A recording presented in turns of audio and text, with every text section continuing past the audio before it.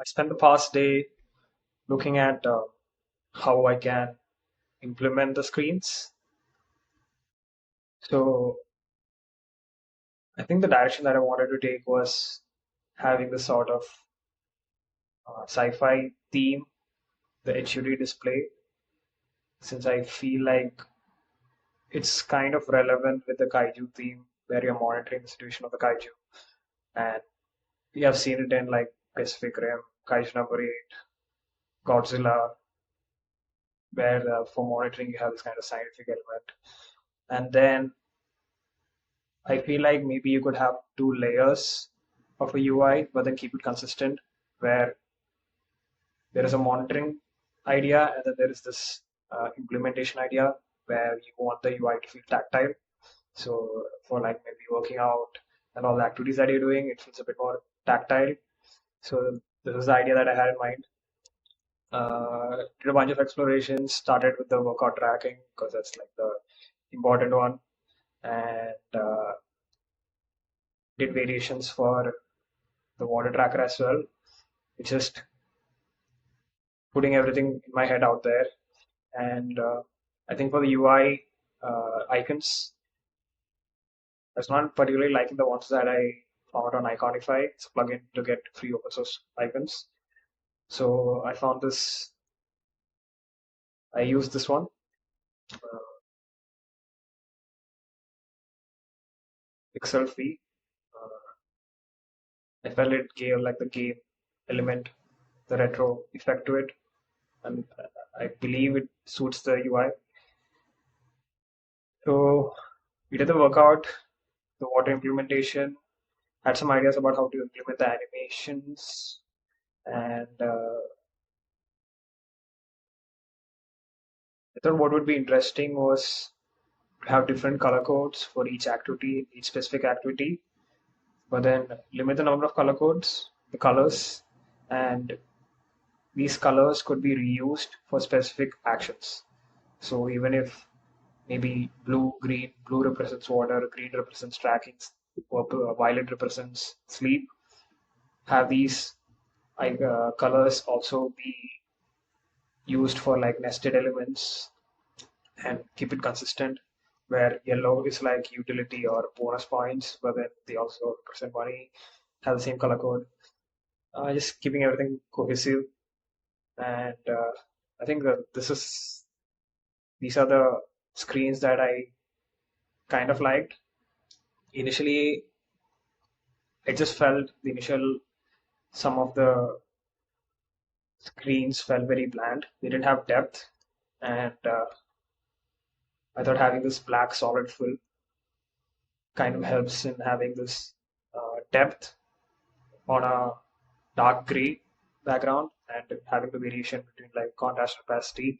So it keeps it minimal and clean, but then also has some sort of tactile feeling to it. And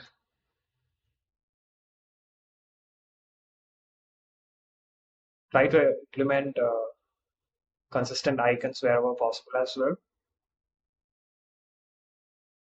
The fonts I decided to go with were Barlow Condensed and Commit Mono. I'm sorry, Chivo Mono, I believe. Yeah, it was Chivo Mono because initially I thought of using Geist, Geist. I hope that's how you pronounce it. But it seems like Figma Make doesn't support some of the fonts that you install, so you need to use the like fonts that are pre-installed in Figma. It's a good thing that I came to know about it. Otherwise, I would have needed to spend a lot of time figuring that out.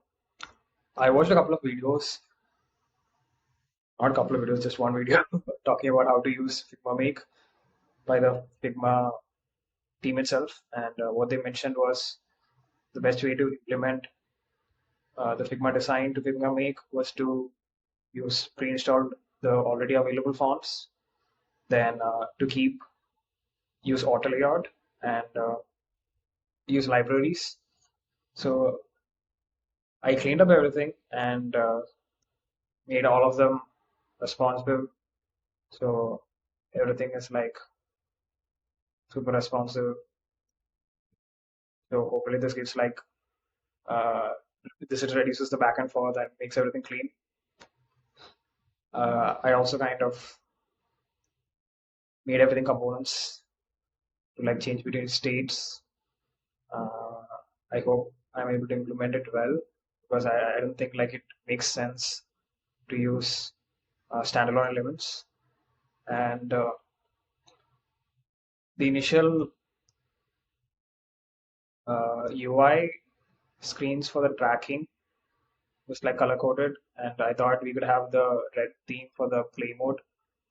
So it's like the rampage mode, and of course all the visual assets are generated using AI. And I used both. I used all the available resources. So I used Midjourney, ChatGPT for refining some stuff, and then I also started using the built-in uh, image editor over here, like the new AI feature. So the Nano Banana feature is pretty good. The model is pretty good. So I was able to make a lot of quick implementations quickly. For example, like I wanted to generate a visual for this Romanian deadlift. Now here is a normal deadlift, but still. And then I wanted to invert it, so I could just do that with the prompt. And I wanted to remove the background, so there's a easy solution is to use the AI to remove background. So a bunch of stuff like that.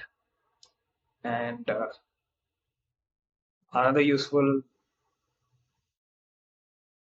implementation was over here, I believe, where I was not getting, I was not liking the tone of the image. Uh, Midjourney was not doing it exactly right. It looked very wonky, maybe because my prompt was not very specific. I didn't want to spend a lot of time prompting either. So I just jumped to ChatGPT to get it more accurate.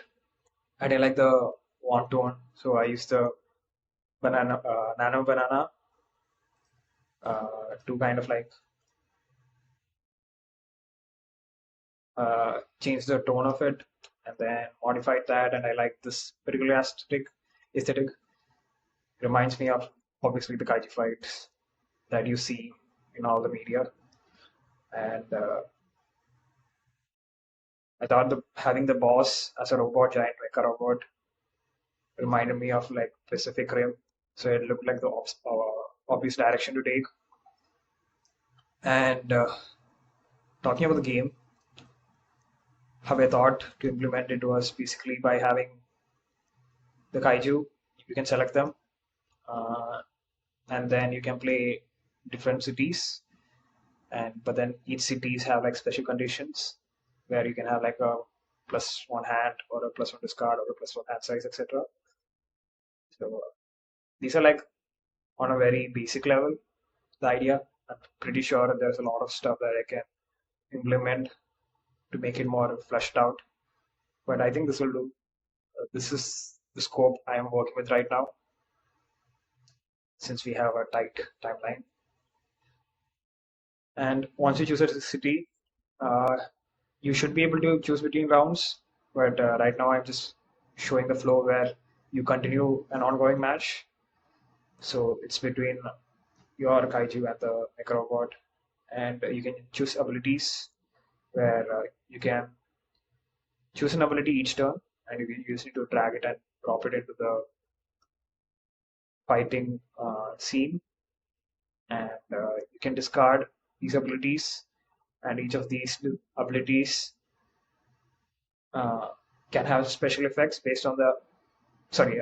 These are attacks, and each of these attacks can have special uh, triggers based on the abilities that you have. So these are the abilities. You have three abilities, and then you have the attacks. Uh, Still figuring out like what could be an easy showcase of these mechanics. So you can use attacks to deal damage, and you need to defeat the opponent, decrease the health bar. After each turn, after your attack, the opponent can also beat you. I don't want this to feel like a simple walk in the park. So I want to make it hard.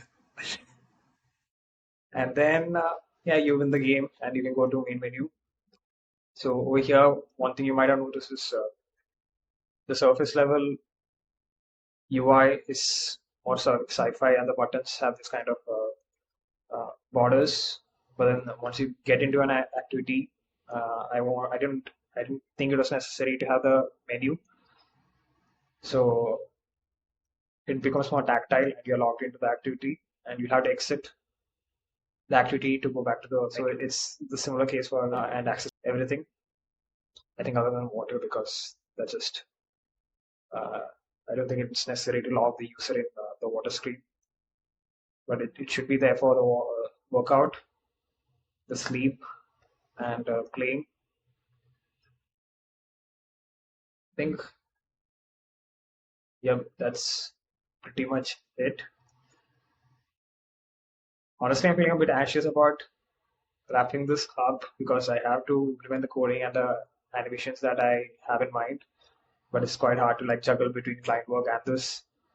So I'm just trying to carve out the time to do both and do my best to finish uh, for the hackathon. I believe there are 2 days left, so hopefully I should be able to get something out. I think tomorrow I'll be talking more about the vibe coding aspect, which I'm also trying to learn, and let's see how that goes.